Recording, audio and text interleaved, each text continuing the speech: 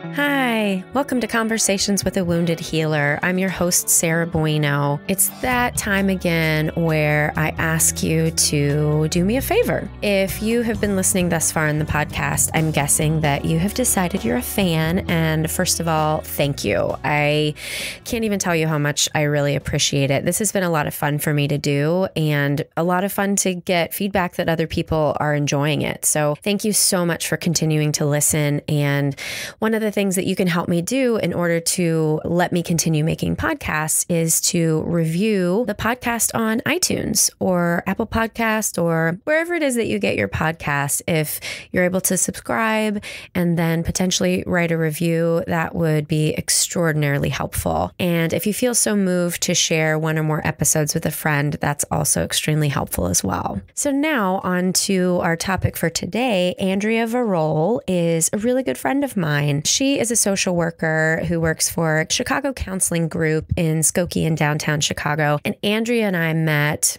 gosh, I don't remember how many years ago, but several years ago when she was working at a treatment center that I was doing groups for. And we just instantly bonded and really we have the same thoughts about how to treat addiction and working with clients in general, and also an affinity for doing our own work. So that's how it came to be that I interviewed Andrea today. So I hope very much that you enjoy this interview with Andrea Varol.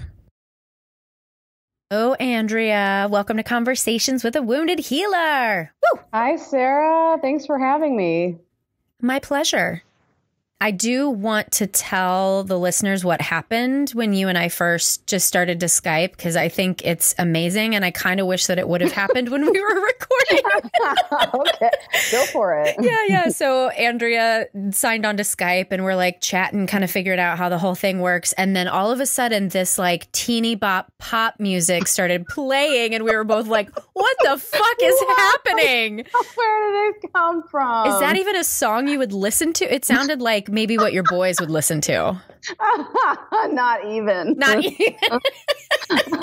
Girl, that is some of my guilty pleasure. Ooh, secrets. Yeah, secrets. So that's a perfect way to start out this conversation. Right? Yeah. Well, let's just crack into it, shall we? Would you like to tell the listeners who you are and what you do? Sure. So my name is Andrea Varol, and I am a licensed clinical social worker here in Chicago. I'm in a private group practice. There's myself and two other wonderful therapists that I work alongside with, as well as three wonderful psychopharmacologists, psychiatrists that work with us in tandem, which I feel very fortunate to always have their input and guidance in terms of the medications and some of that stuff that can get real complicated.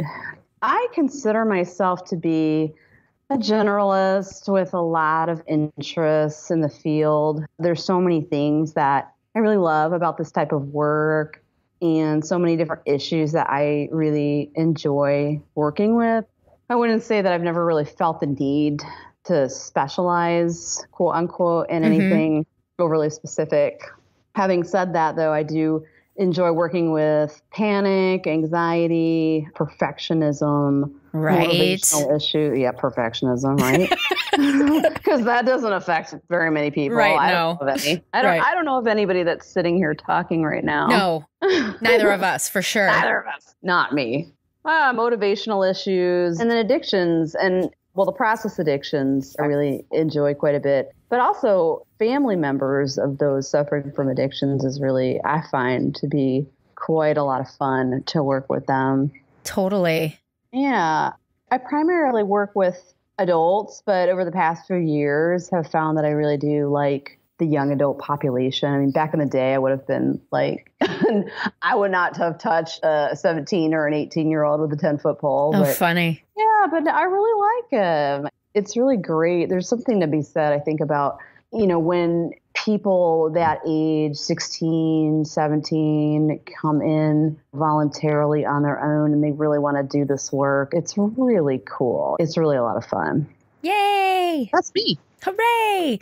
So I have already told the secret to our listeners that therapists tend to gravitate towards working with people who suffer from many of the things we suffer with ourselves. Mm-hmm. Yep.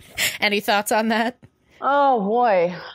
Yeah, it's true. And I would say, like, in that vein, there's a lot of great things about that. And then there's a lot of, like, really fucking scary things about that, too. Because, especially if you happen to get somebody in front of you that is just so much like you or has, like, so many of the same issues that, maybe they could basically just be, a doppelganger of you just out there walking around. And that can really be a little bit unnerving. Have you had that before? Yeah, actually, I don't come across it that often, but usually what I come across in my practice is kind of composites where like, my caseload will be kind of like, oh, this one's like, oh yeah, I can always see a little piece of me in pretty much every client, that comes in, male, female, gay, straight, black, white, and all the variants in between. Yeah. And all the variants. And I can always see something I relate to, but yes, fairly recently, I would say within the past couple of months, I got a gal that I started working with that, oh my goodness. I mean, she's like another me just out there walking around. And it's like, yeah. Oh no, what do I do with her? I'm trying to think if I've had somebody who I was like, holy shit, you are me. I don't think I've had someone who had all of the pieces, but kind of like you said, like a composite. But I find myself sometimes sharing information with my clients that simultaneously in my head, I'm going, bitch, listen up. You need this too. Yeah, exactly. Which is something that popped up when I was thinking about doing this podcast. That it's one of the things that's like the blessing and the curse of this field, I think, for sure. Definitely. Well, let's chat about how you came to be a therapist, because I think one of the themes that keeps popping up for the people that I interview is becoming a therapist or becoming a healer of some sort is something that people don't just usually wake up one day and be like, I'm going to be a therapist. But there's something in the work that calls to you, or there's some sort of serendipity that kind of leads you to this path. So, and I don't even think I know this about you, your therapy origin history. Well, I've purposely kept it from you, Sarah. Yeah. For a lot of reasons. Right. So many secrets today. I love it. No. So this is going to sound a little bit cliche, but I'll explain the whole thing. So I knew that I wanted to do this kind of work in some capacity since high school. And I'll tell you why. The reason behind that is because, my dad has a PhD in educational psychology, which is a little bit different. I used to, run around telling people that he wasn't a real psychologist because he didn't sit on the couch with Not people. A real one. He was a college professor that worked primarily with graduate students in education, so learning how to be teachers and work in the classroom. And so I was like, you know what? But I want to be a real psychologist. So we had a teen suicide prevention group in my high school that was pretty active, and I got involved with that, and I really liked it. I just, really liked being involved in it and really liked the message and the mission. And so I did that sophomore through senior year of high school. And so I think that kind of paved the way. I was also fortunate in my high school that they offered a couple of different psychology classes for the high school students. And so I took those and I just loved it. I said, I really loved it. This is just so fascinating. So I went on undergrad and got my undergraduate in psychology. And I think during undergraduate, I had the assumption that I would go on to do the PhD in psychology. And then I realized, oh, that's a lot of work. Right. Laziness sets in. No. Laziness, realistic expectation, which I talk to my clients about. What's a realistic expectation for you? And I literally had a professor, I think it was my junior year, tell me that you are not really PhD material. So did they say that in a shitty way or in a helpful way? He probably thought he was being helpful. And actually, you know what? Bless his old academic heart, he probably steered me out of a lot of misery and potential money. Yeah, true. I don't like academic research. I don't like academic writing. I did not want to write a dissertation. So I was kind of steered in the direction of taking a look at the MSW programs and decided that was definitely the way to go because of the diversity within the social work. You can do 1,000,001 things with it. Social workers really can do anything. You can. It's like having 1,000,000 different pairs of shoes. I love that. Oh, that might be the title of this episode. Social workers are like 1,000,000 different pair of shoes. Really, there are no two are alike. They're like fingerprints. Yes, I love that. It's funny. I have joked with my friends about having this sort of, well, it's not a secret. I was going to say secret judgment, but it's not secret. Some judgment of PsyDs, that clinical psychology doctorate. And one of my friends is a PsyD, and she sent me, oh God, I don't really know how to describe it. It's one of those little cartoons where they sound like little robots, and they're like, so you would like to be a clinical psychologist. And the whole thing goes on, and the student is like, I want people to call me doctor, like just all of this bullshit, you know, the entitlement stuff. And at the end of the day, like the person is like, you shouldn't do this. You should be a social worker. And she was like, no, I want to get it. And it's basically like, you know, you're spending more money, you're spending more time. You don't get paid that much more when you factor in the amount of money that you have in loans, like all that shit. Yes. So she was like, you should be a social worker. And the student was like, thanks, but no thanks. Some people have to learn things the hard way. Right. So sorry, suckers. Social workers get it done quicker. We get it done quicker. We get it done faster. We get it done cheaper. I won't say dirtier. Wait. Well, yeah. And I was going to say, don't advertise the cheaper part. We want to advocate for being able to make money in this field. That's true. But when there's a will, there's a way. Yes. So I am really curious. I've asked this question 1.5 trillion times now, it feels like. And I think I can usually predict the way that people are going to answer based on what I know about them. And so I'm playing a little game with myself as I ask you this. But when you think of the word healer in relation to what you do, what say ye? Well, the first thing I would say is, I have never really thought about that much. The first thing I would say is, However, in preparation for the podcast, I would say I did actually think about it. And in terms of me being a healer, yes, because that is what we aim to do. People come in some sort of way.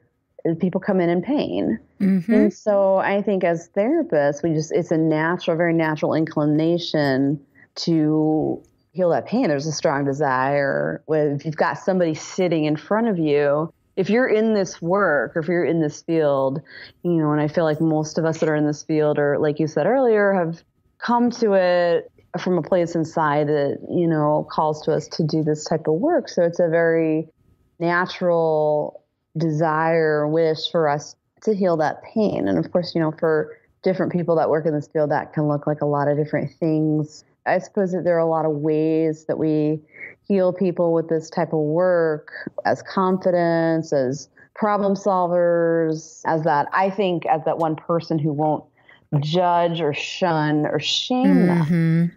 And so that's something that I think in terms of being a healer, that for me, when you ask that question, that's what I feel is one of the most important things, is being able to be that person that is not going to shame this individual sitting in front of you. And just that alone, not to speak of some of the other things that we do. You said doo-doo. Sorry, I'm like a 12-year-old boy at heart, and you know exactly what that's like. And I'm a 15-year-old boy at heart, so that's why we get along so well. Totes perf. Go on. You do. We do. That is just one of the things that we do.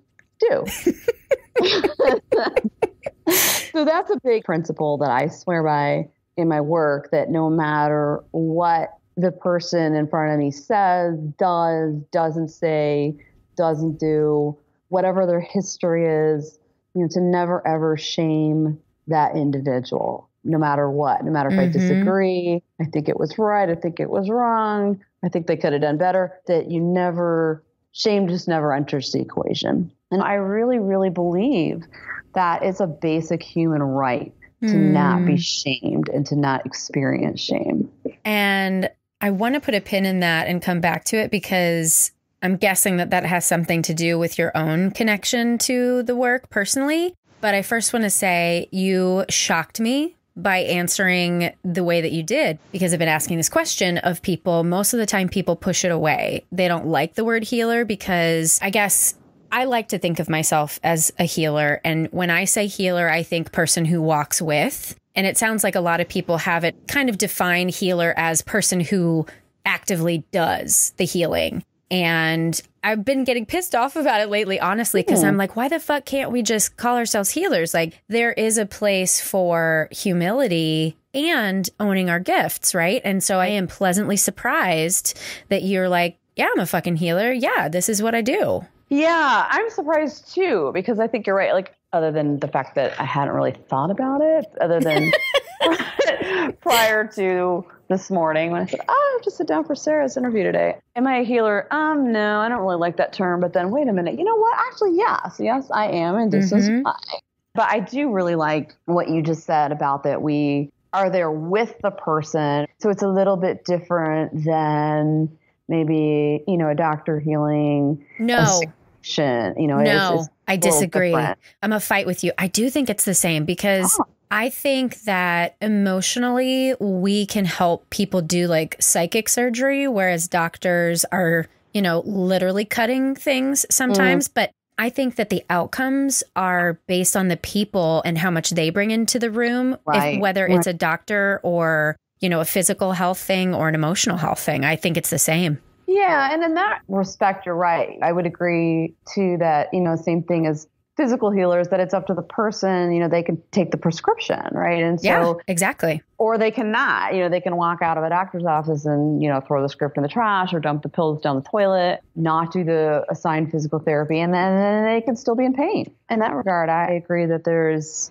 definitely some similarity in that we can make suggestions and provide guidance for getting out of pain. And then it's up to the individual to hopefully, work with us to take what we have to offer. I just heard birds chirping and that sounds lovely. Yes, oh, you can hear the birds. I'm so like, after how many months of winter, godforsaken place that we call home, Chicago, I'm just, I've got the windows open. I love it. Well, I want to go back to this talk about doctors versus therapists and whether it's different or not. And it's funny because I think that culturally and when it comes to training, I think it's very different in the way that we see ourselves in relation to patients, right? And I've actually had fairly recently a conversation with a couple different doctors where they do have this idea of you should come to me when you're ready to be healed and I have the magic and you do what I say, right? Yeah. And truth be told, I do kind of feel that way on the inside sometimes. It totally depends, not all the time. But I always say, like, if I ran the world, it really would run much smoother because I'm very organized. But in all honesty, like when people come to me, I know that I'm not doing it to them. We're doing it together. And I wonder if medicine shifted a little bit towards that idea that people would heal more. Yeah, that's interesting too, and I think there is to some degree a little bit of a shift maybe in that direction in medicine. Like I said, I feel fortunate most of the time that I work alongside physicians that are in the field of psychiatry. And these particular people that I work with do, very much believe in that kind of a mindset. Otherwise, they wouldn't be working alongside therapists. And there's ever since I've started working with this particular group, which has been, I think 8 years now, that's always been a value that they've had and one that I've always really, really respected, that they treat this person as a whole individual. And there's always been a lot of communication between them in terms of the prescription pad and what medication they're choosing to prescribe. And then how that's working. How does this person show up in therapy every week? And both of us kind of being reliant on each other's feedback to treat the client better. Yeah. Those are the psychiatrists I like to refer to as well, and physicians. But working with so many people who are doctors and who struggle with addiction, I just hear so much about their training and how not heart-centered it is at times, and the medical hierarchy and just the way that they really abuse people who go through medical training. I mean, I get that they're kind of, trying to weed people out, but man, it's torture to some people.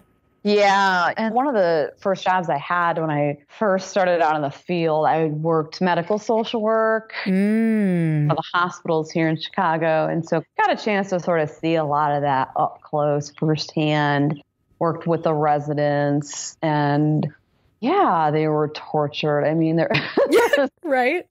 It's kind of backward. And that was the early 2000s. And I think there's been a little bit, like I said, a little bit of a shift away from that, but probably not nearly enough. I know that they get, depending on what med school they go to and things, some are better than others in terms of having them be trained. And I think like in light of like the recent opiate addiction crisis, that there has been a little bit more emphasis on that than there has been in the past, and understanding addiction and things like that. But clearly there's a long way to go. Right. I do just wonder like what effect that would have on people if doctors showed up and were like, yeah, I'm a wounded healer, Yeah, right. And I know that there are those yes that are out there without a doubt, but yeah, probably they're outnumbered. Yeah. Well, speaking of wounded healer, shall we shift to that perspective? How do you or do you not, I guess, see yourself as a wounded healer? Well, girl, I'm perfect. So ain't nothing wrong with me. Oh, true. We said that earlier. Perfectionism runs deep. We got that out of the way. Also, another question that I hadn't ever really given a whole heck of a lot of thought to prior to thinking I have to sit down with Sarah today. And so, yes, I would also answer yes to that as well.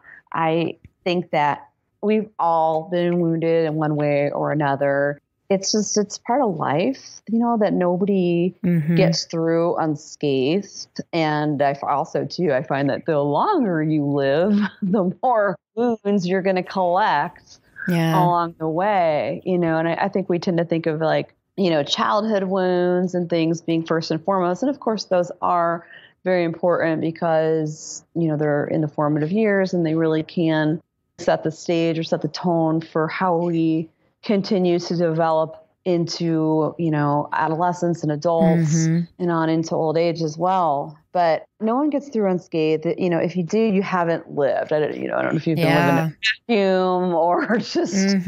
Or in denial. Or in denial, right, exactly.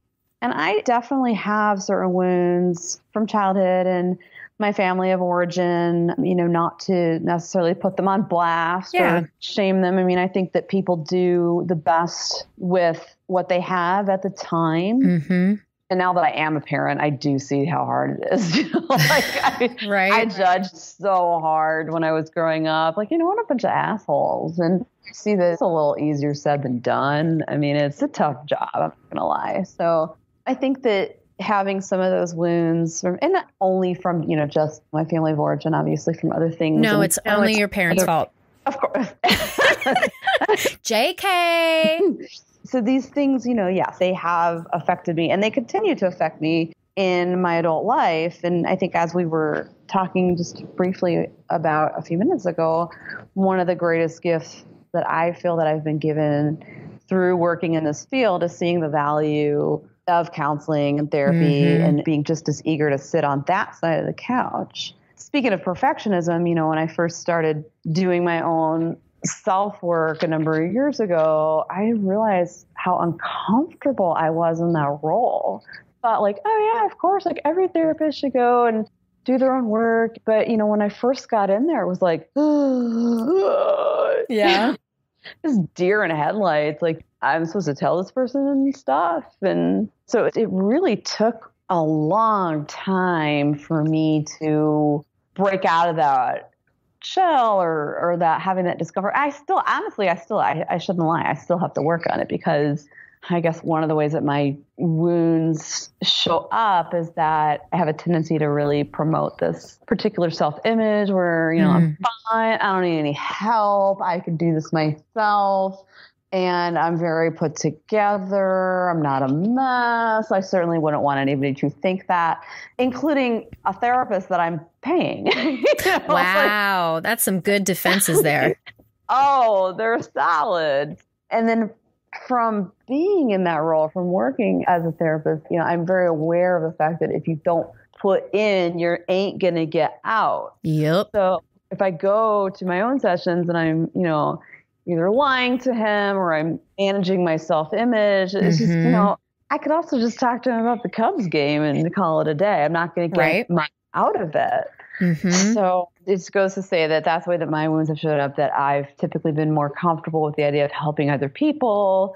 And I think what I would add to that, what I've thought about is, I think as a therapist, you're quote unquote not really supposed to talk about yourself, which self-disclosure, that's probably a whole nother session or podcast interview that we could talk about, but you can hide out like that, right? And totally.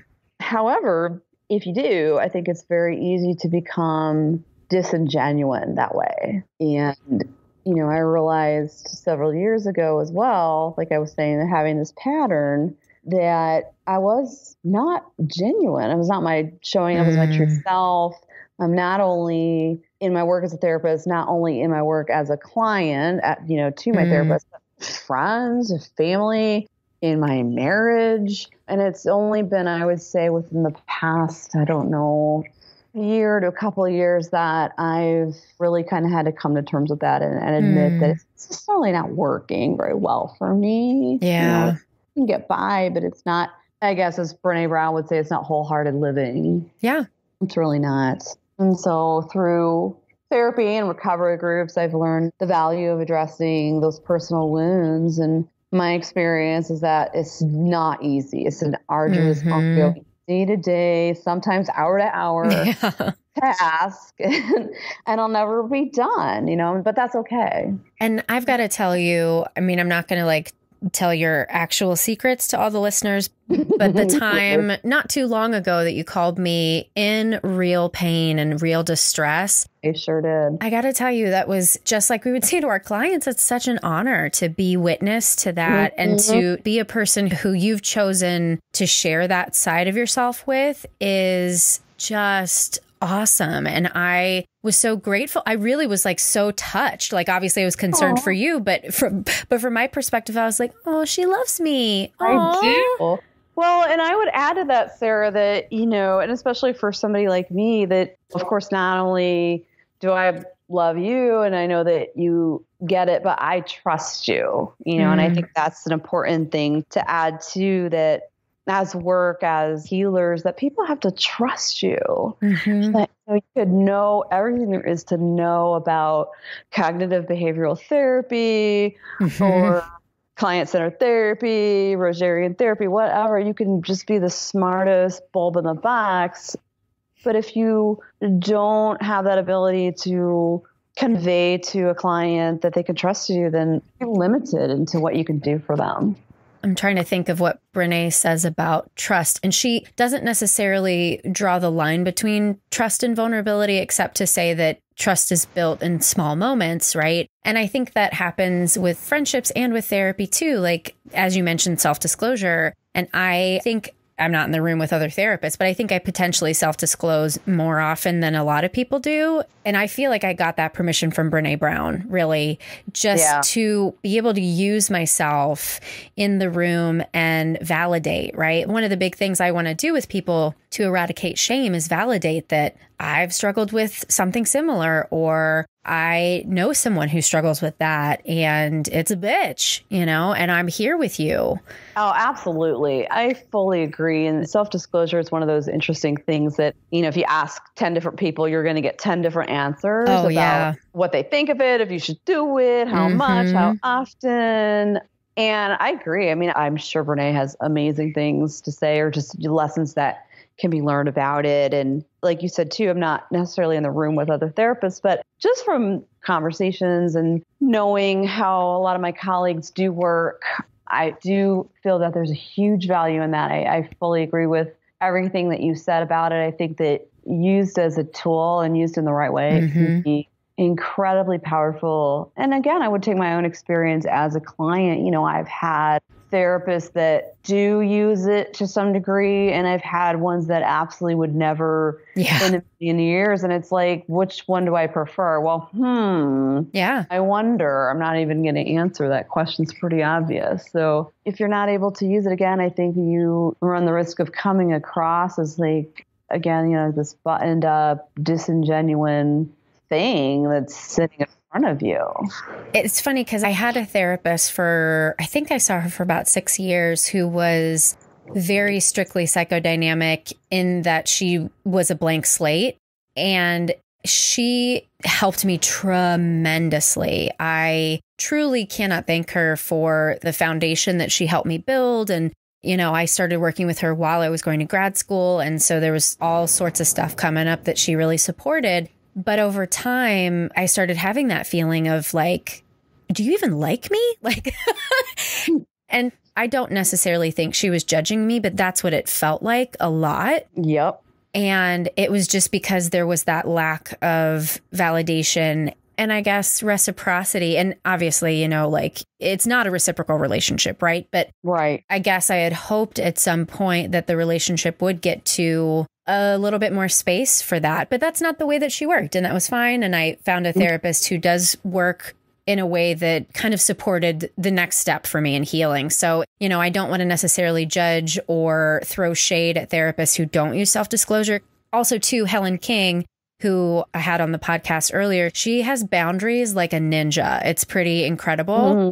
I see her for supervision, so it's different than therapy, but she errs on the side of absolute caution and absolute privacy. And she's an incredible, amazing therapist, And so I think it does really depend on who you are. And you and I are clearly people who need that piece. For me, I know it's a lot of getting that validation that I didn't get from my family of origin.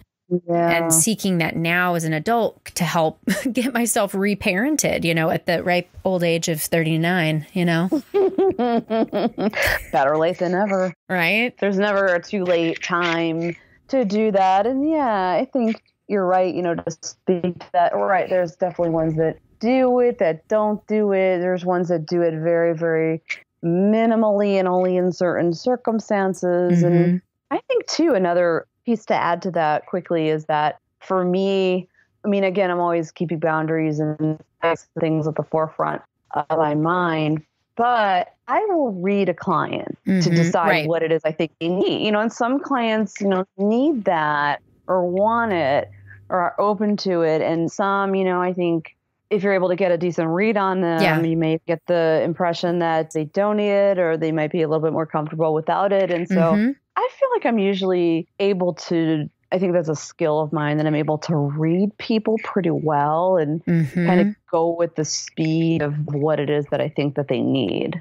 That's such a good point, because now I'm thinking of a particular client who I noticed that anytime I would give any sort of self-disclosure, she would kind of shut down a little bit. And I had to be like, okay, note to self, this is not a tool to use with this client. And it was just interesting because it was opposite than what I expected from this person. So you can't necessarily tell by what people say or what you think about them ahead of time. It's like you said, really reading someone in that moment and being open to that feedback, whether it's verbal or nonverbal. Yeah, I had a client in my office yesterday and we were talking a little bit about that. And I said, that's why I hate phone sessions, because you can't, so much of it is lost, it's just, and I do them, people need it, they're sick, the babysitter didn't show up, but I don't like it simply because of that aspect, that there's so much of that connection, being able to read a person's energy or their body language that I'm missing. And so I don't feel like I'm doing as good of a job.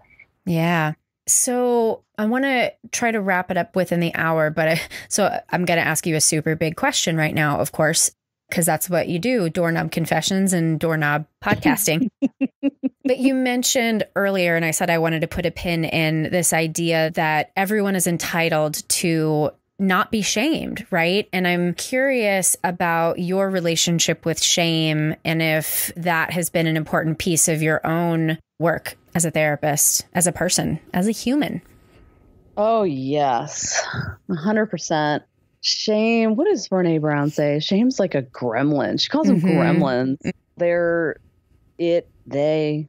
Motherfuckers. Right. Just horrible, like devil gremlins. And I don't know, honestly, Sarah, where that comes from. That is one thing that I have spent a decent amount of time thinking about is where does this concept of shame come from? Like, is it innate? Are we born with it, or is it made? My therapist I have now that I've worked with him for, oh my goodness, I think we are going to be celebrating 6 years together this summer. His take on it, because I brought it up at a session one day, is that no, it's not an inherent thing, that, we are born 100% shameless, and that is something that we are taught, that is inflicted on us. And I disagreed with him at the time, but then, I think when I've put more thought into it, I think that he's probably a little bit more accurate than I had given him credit for originally. Only because the messages are everywhere. Well, and I actually disagree with him too. And I think it's a nature and nurture thing, because I've certainly seen people who are more prone to guilt versus shame. But I had a client tell me a story last week about her son, and he's like 4. And my instant feedback to her was, your son is wired for shame. Because exactly. She is an incredible mom. And I know that she is, not that she's doing everything right, because a person can't do that, but as much as a mom can, she's doing everything right. And the way that her son is still experiencing shame, I was like, okay, girlfriend, this is what we need to do. And knowing that she can't control whether or not he feels shame. And that's why I do think that some of us can be wired that way. And I was talking to my business partner this weekend, and he worked with Brene, right? And I asked him, I was like, do you experience that, like, not good enough feeling? I said, because that's a river that runs through me constantly. And it's something that every single day I have to make a choice not to buy into that feeling. And he's like, you know what? He's like, I really honestly haven't felt shame in a long time. And he said that that after working with Brene, I know, right? He's like, after working with Brene and learning what I did and applying all the techniques and tools with myself, he's like, I really don't struggle with it like I used to. And I think that may be the difference between people like myself who might be wired for that and have to constantly work on it, and people who aren't wired for that and they have it because of, environment and learning and behavior. And then they're able to come out the other side. And I mean, he is really one of the most healthy people. So I believe that it's true. I don't think that he's just a sociopath all of a sudden. He's not just blowing smoke up your ass. Yeah, I don't think so. I'm going to say that's true. And we're going to try to find a time to have him on the podcast. And I definitely want to dig into that more, because I think it's so interesting. Yeah, no, you know what? It's so funny that you mentioned that about this friend of yours, because that is the reason why I have given it more thought as of recently, because, as you know, I have these 2 boys and they're great. But I do believe that my younger one is wired. Unfortunately, the poor child takes after his mother. He's sensitive. He is a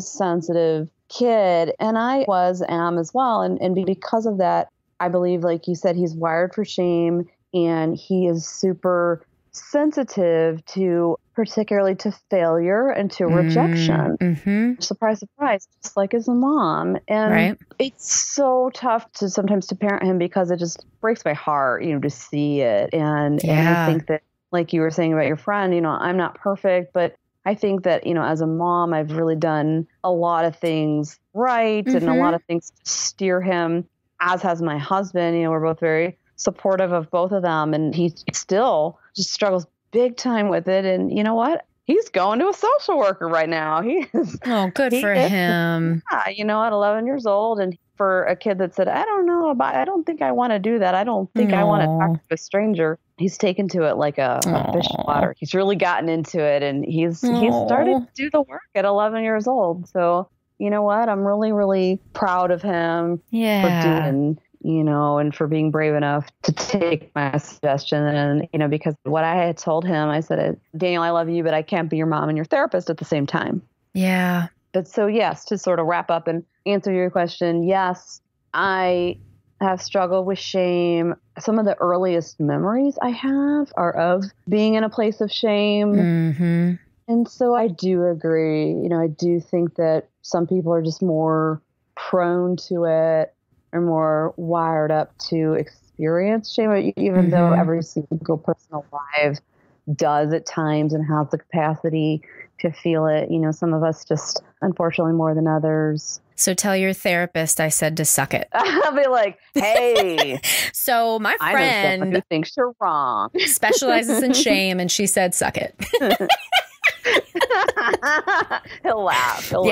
That's exactly right. He's got a good sense of humor. Yeah, what you've told me about him, I figured he would think that was funny. He's pretty awesome. Well, since we're coming up on the end of the hour, I guess I wanted to just make a little space for anything that we didn't talk about that you want to share with listeners. Oh, my goodness. Dun, dun, dun. Make it brilliant. Oh, I like donuts. And that means if any of Andrea's clients are listening, bring her donuts. Or don't, because then that'll probably induce shame. Right? It's so bad. It really would. The shame. I really shouldn't be accepting gifts from my clients. The shame that I just ate the whole box. Right? Oh my God. Donuts are a thing that, like, if they're around, they're not around for long. Oh my God. No, they're like, I have no control. I've always said, like, yeah, I could have a bag of Doritos in my house for months. Like, they'll get stale and grow mold. But nope, if there's donuts around, like, it's over. It's over. Mm-hmm. What? Anything else besides you like donuts? Serious? I enjoyed that thoroughly. What else would I want to say? Just in closing, I know this sounds so cliche and so cheesy, but I really do. I really like doing this work. I really feel privileged. I really feel like I'm in that lucky 1% to 2% of people that can say they like their job. Yes. I'm around someone that hate their job, or and a lot of these people make 2 or 3 times the amount of money that I do, but they hate their job, right? And it's like, I just feel like I wouldn't trade it, for something that paid 2 to 3 times as much. I mean, Don't get me wrong, I like money, I like donuts, and I like money, but I like but I like to be happy, and I really feel just really that privileged and just really grateful that I get to do this. And that, when I go to work, I generally enjoy what I do. When I come home, feeling most of the time feeling pretty good, feeling pretty accomplished. And so I do. I really feel fortunate about that. Well, awesome. I think that's a great place to wrap it up. Okay. So thank you. Well, thank you so much, Sarah, for asking me to do this. Thank you for doing it. I'm going to tell everybody you were super nervous. I was nervous. It's like, do I have to do this? Yeah, I know. And now that it's over, do you think it was all right? Do you think you're going to be pleased with yourself? Or are you in that like days of like, what did I just say? I don't know. I've heard a lot of actors and actresses say they absolutely hate to watch, the films of themselves, acting. And so I feel like it might be a little bit of the same thing, but that's okay. I'm willing. I'll listen to it. And you did it. That's the important thing. I'm proud of you. I did it. Girl, that is my thing these days, is doing things that I don't want to do. Nice. You're such an adult. I try. Thank you. People like you inspire me every day, though. Well, thank you. It's an honor to be able to have this conversation with you and to be able to share it with listeners, too. Yay. Thank you. Thanks so much for doing this. You are awesome. I tell everybody that. Like, everyone, do you know Sarah Bueno? Yes, I do. She's so awesome. Yes, we know. Oh, that sounds like a little fan chant. I love it. It is. Oh, well, thank you. You're welcome. I adore you. I think hopefully as much as you say you adore me, I think the feeling is mutual. I love you more. No. All right. Well, we better end this love fest. My editor keeps telling me that at the end of the podcast, there's just like, you and your guests were just like tooting each other's horns for like 5 minutes. Can I cut that? And I was like, I guess. She's like, I was in the bathroom vomiting. So, Andrea, you're probably going to, my editor's name is Andrea too. Yay. Andrea, She's you might be awesome. Yeah, right. But you might want to keep this because I think that this is at least entertaining. But we'll see. Anyway, Andrea, let's just say goodbye because I have so many more things to say. But Thank you for being here. You're welcome, Sarah. Thank you. Alrighty. Bye-bye. Okay, bye. Thanks so much for joining me today. I hope you enjoyed my conversation with Andrea Varol. Thanks as always to Andrea Klunder and Edwin Ruiz at the Creative Imposter Studios for editing, Liam O'Donnell for that album art photo, and Ben Mueller for our theme music. For more information on Andrea, you can visit my website at www.headhearttherapy.com/podcast. And as always, you can find Conversations with a Wounded Healer on Facebook and Twitter.